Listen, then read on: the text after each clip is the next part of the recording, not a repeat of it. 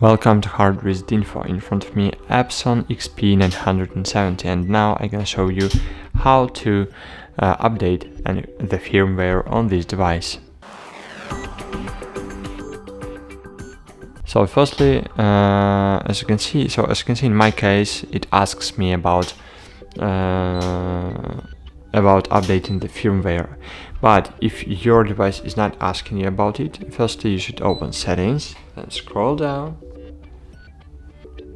and here find Firmware Upgrade.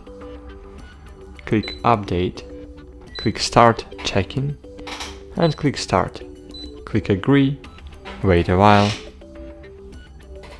and printer will be automatically updated. But now we just need to wait for about 5 minutes.